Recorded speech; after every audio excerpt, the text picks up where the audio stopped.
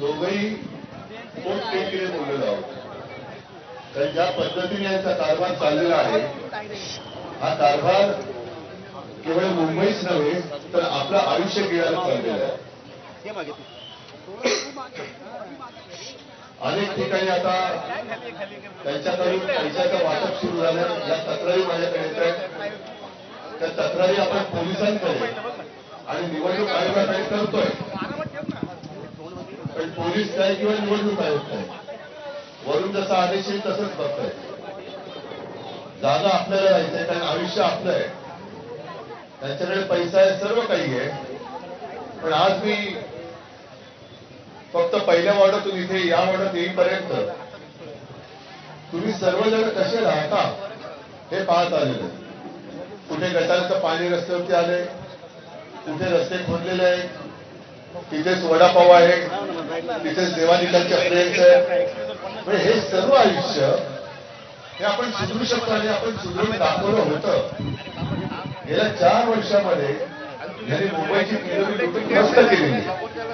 आता जो पैसा वाटताय हा पैसा जर का व्यवस्थित पडणारे कामांच्या निमित्ताने वापरला गेला असता तर आज आपली मुंबई ही सर्वात स्वच्छ आणि चकाचक असं शहर म्हणून नावारूपाला आलेलं असतं.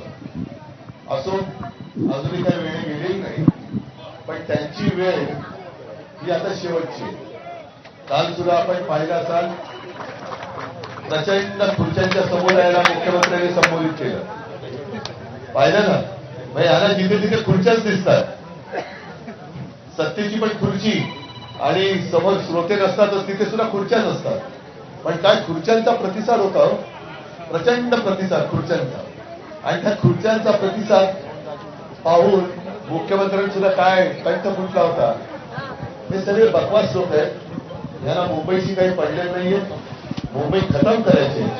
आपण इथे सर्वजण पाहतो, हिंदू आहेत, मुस्लिम आहेत, काही गुजराती पण आहेत, उत्तर भारतीय आहेत. या सर्वांना मी मुख्यमंत्री होतो तेव्हा आणि आपल्याकडे 25 वर्ष महापालिका होती तेव्हाही कुठे भेदभाव न करता ज्या सोयी सुविधा देता येणं शक्य होतं त्या दिलेल्या आहेत. दिल्यात की नाही दिल्यात? मग आता हे जे काय श्रेय घेतात, पोस्टल रोड कोणी बनवलं? आपण. कोविड मध्ये जे काम आपण केलं असं एकही शहर भाजपने दाखवू शकत नाही की त्यांच्या राज्यात कोविड सारखं काम महाराष्ट्राने आणि मुंबईने जसं केलं तसं एकही राज्य नाही. जेव्हा आपण इथे लोक वाचवत होतो त्याच वेळेला गंगेमध्ये मृतदेह वाहत होते. गुजरातमध्ये सार्वजनिक स्वरूपात चिता पेटल्या होत्या. म्हणजे हे यांचं काम, हे यांचं पाप. पण असं पाप किंवा असं दुर्लक्ष आपण जनतेकडे होऊ दिलं नाही. असू द्या, आता परवा निवडणूक आहे. आज 5 वाजता प्रचार संपतोय. आजची रात्र आणि उद्याची रात्र जागे राहा आणि पैसे वाटायला जर का त्यांच्याकडून कोण आलं सरळ 2 कानपटात मारा आणि पोलिसांच्या ताब्यात द्या. आणि सर्व जनतेला सुद्धा सांगतोय, माताभगिनींना सांगतोय की त्यांचा पापाचा पैसा आहे, भ्रष्टाचाराचा पैसा आहे.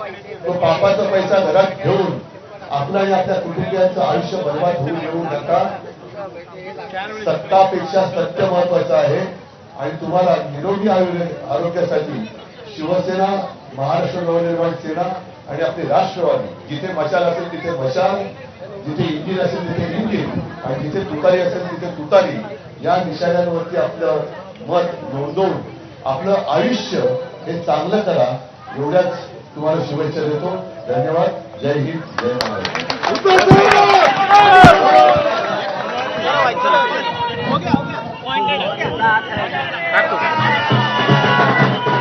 चला चला चला,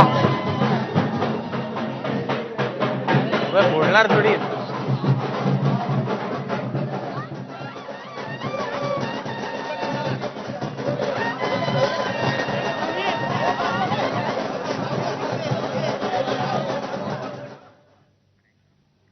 महानगरपालिकेच्या प्रचाराला अवघे काही तास आता शिल्लक आहेत आणि उद्धव ठाकरे हे शिवसेनेच्या शाखांना भेटी देत आहेत.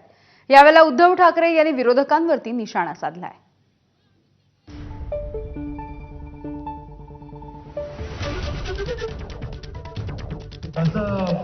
नशिबामध्ये लिहिलेलं असतं ते होतं. गेल्या वेळेला सरिताताईचा निसट्टा पराभव झाला होता, पण सरिताताई यावेळेला तुमचा दणदणीत विजय होणार आहे. मग आता तुम्ही विचाराल आपल्या विरुद्ध कोण आहे? विरुद्ध कोण आहे ते तुम्हाला माहिती, गद्दार आहे तो भाग वेगळा, पण ती जी वृत्ती आहे ही वृत्ती गद्दारीची वृत्ती आहे. आणि या गद्दार वृत्तीचा पराभव करण्यासाठी मला इथून सरिताताई नगरसेविका म्हणून निवडून आलं पाहिजे. निवडून दिलेले गद्दार होऊ शकतात, पण जे निवडून देतात ते गद्दार होऊ शकत नाही हे दाखवणारी निवडणूक आहे. गेल्या 1-2 दिवसांपासून पैशाचा धुमाकूळ चाललेला आहे, धुमाकूळ. म्हणजे एवढे निर्लज्ज आणि बेदरकार लोक आहेत.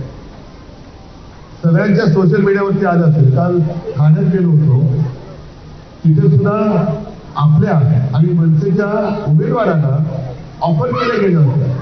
1-1 कोटी, 3-3 कोटी, 5-5 कोटी हा पैसा वाटप जर तुम्हाला कुठे आढळला तर बेलाशक काय करायचं, बेलाशक या शब्दात तुम्हाला कळलं असेल ते करून पोलिसांच्या ताब्यात घ्या. कल्याणमध्ये सुद्धा काल पाकिटाच्या पाकिट ही सोशल मीडियावरती दिसत आहे, कोणी दिली ते पण सांगताय.